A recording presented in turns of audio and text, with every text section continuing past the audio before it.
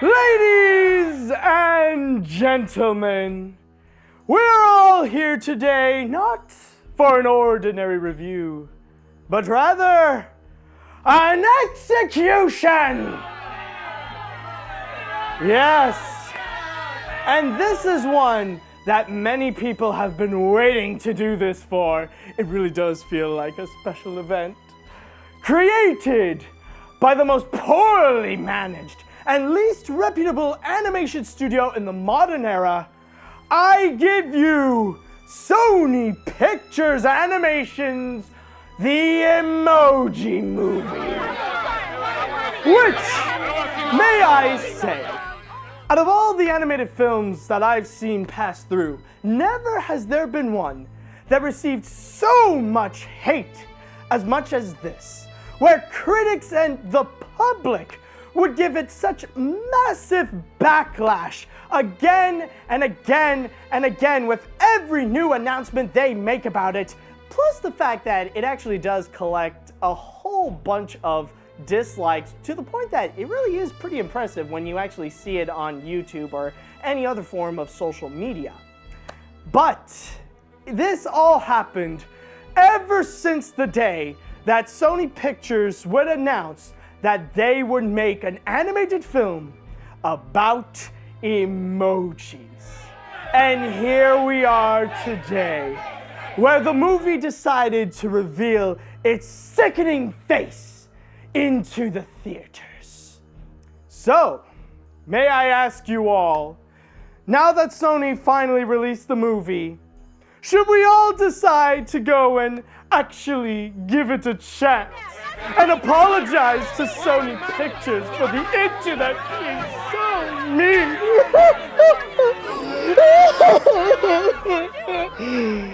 Or do we finally have proof to justify all this hate and to finally declare this as one of the worst animated films of all time? Well, before the big moment, I finally have proof. And I collected an entire piece of evidence to show you how the Emoji Movie really is. And I can guarantee you all that unlike the movie itself, what I have in store will not disappoint you one bit. The story. Ever since the trailer was released, audiences would cry out that the film completely ripped off two films that are far more successful than any animated movie Sony will ever make: Disney's Wreck-It Ralph and Pixar's Inside Out. This statement actually turns out to be very true. It's as if the writing knows that it's not talented enough to create a good original story, so it would steal elements from others. However, the way it does it is like it doesn't even comprehend how it works there, resulting in a much inferior version than what is done in the films done by actual professional filmmakers. With Wreck-It Ralph, it's the concept of a digital world where the electronic components would come together and hang out. But instead of an arcade with video game characters, it's a smartphone with emojis, and the other games are instead apps. As for Inside Out, it's when it would also look into the real world where the smartphone belongs to a kid named Alex who has a crush on a girl named Addie. I have some bad news, Gene, and I'm afraid you'll have the wrong reaction. Okay. I'm not letting you go to work today. Wait, what? You're just not ready, son. However, here's why they don't work here.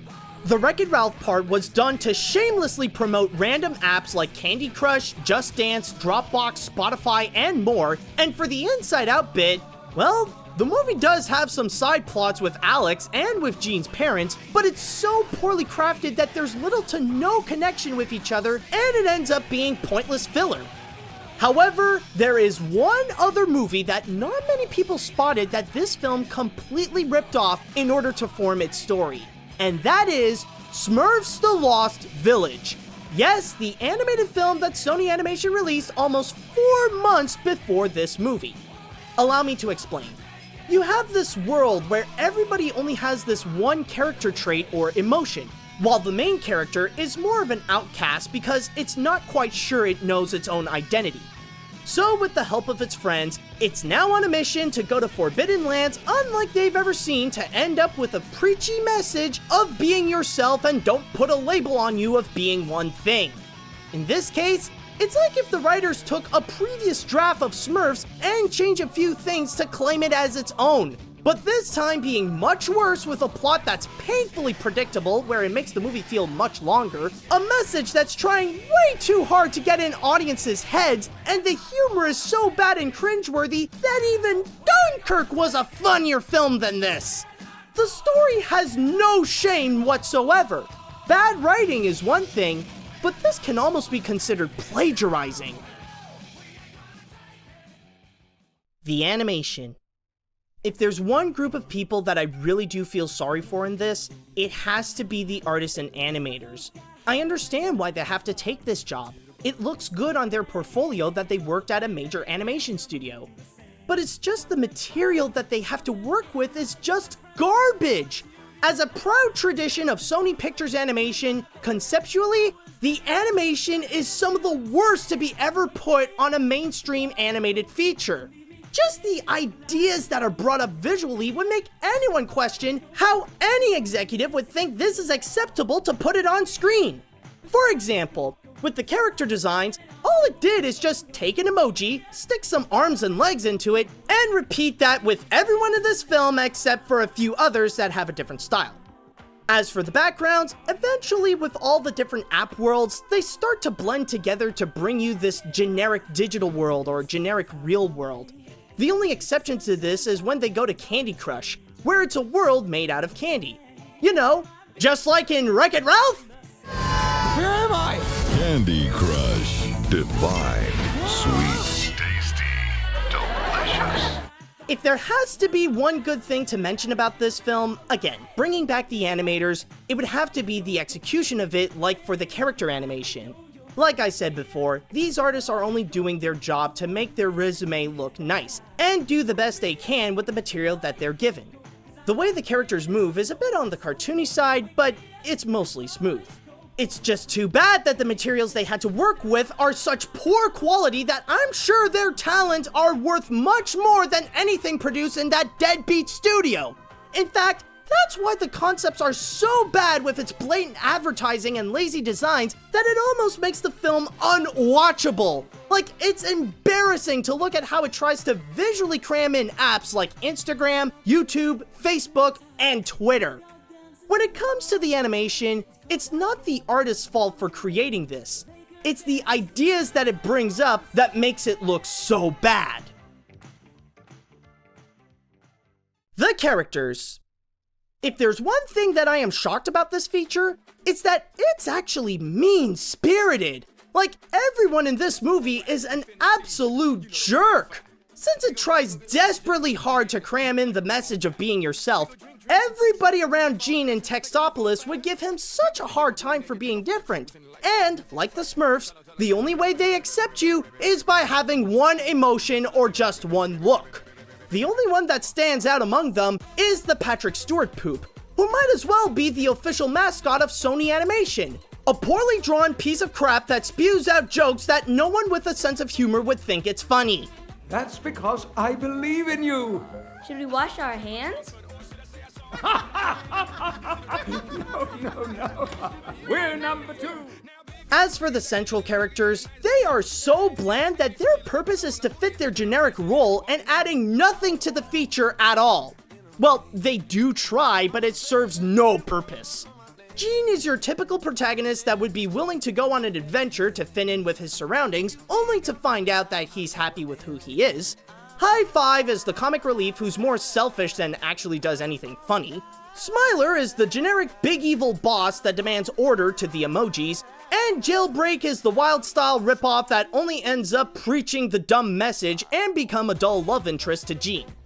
As for the others, there's Gene's parents, whose only joke is that they don't show much emotion, and Alex, the real world kid, whose story is the cheap ask a girl out to the dance scenario. One element that I would like to add about this is that the voice acting is also noticeably bad. It sounded like the actors are invested a lot more in their check than their performance, and they don't even put in any sort of effort into this. Then again, I don't think you could find anyone in the cast and crew that were motivated to believe that they were making a good movie.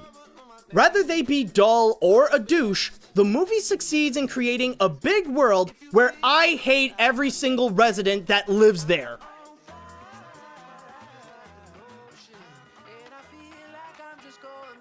I can't believe I'm saying this, but they did it. Sony Pictures Animation made a movie worse than Cloudy with a Chance of Meatballs 2. I never thought it would happen, but they've officially reached a new low. The Emoji Movie is one of, if not the worst animated feature that came from a major animation studio that contains some of the worst writing, that blatantly steals plot lines of other films, and includes such hateable characters in a way that feels massively unpleasant. On top of that, it also emphasizes the worst elements of Sony Animation to prove how they are one of the worst studios in the business. The unwatchably bad animation and terrible humor of Cloudy with a Chance of Meatballs, the shameless advertising of the Smurfs, and the desperate attempt to be cool and hip with kids of Hotel Transylvania. Speaking of the latter, before the film would start, there would be a Hotel Transylvania cartoon called Puppy, which is more stupid than humorous and is easily the worst thing Genndy Tartakovsky has ever done. By the way, did Sony technically fire Genndy from that Popeye movie just so he would end up working on the Emoji Movie by making a Hotel Transylvania cartoon? Please, by any means necessary, do not go watch this film at all. It's so bad that it even surpasses enjoyably bad like The Room. Well, of course it gets the AniMat's seal of garbage. That's as predictable as the movie itself.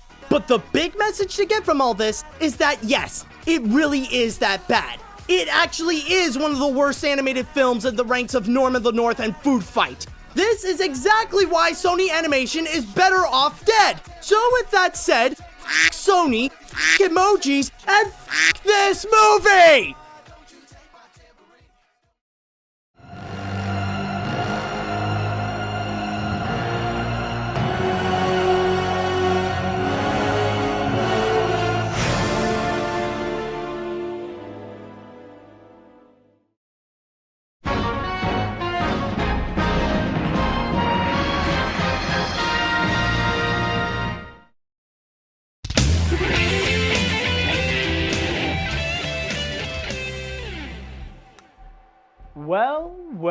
Well. Now I know some of you are a bit disappointed that I didn't give this a 0 out of 10 or anything like that. But it truly did justify that it is one of the worst, am I right? Yes. Now, one thing I know of how people would react to the Emoji Movie is that they always tell it to just go kill itself. Like, I've heard a lot of people say that, oh, the Emoji Movie should just go jump off a cliff. Well, ladies and gentlemen, do not worry, because I am here to deliver! Come on now! For once, you'll actually go and please an audience for once!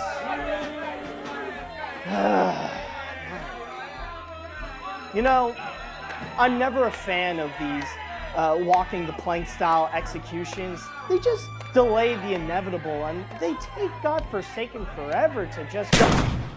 Oh my god!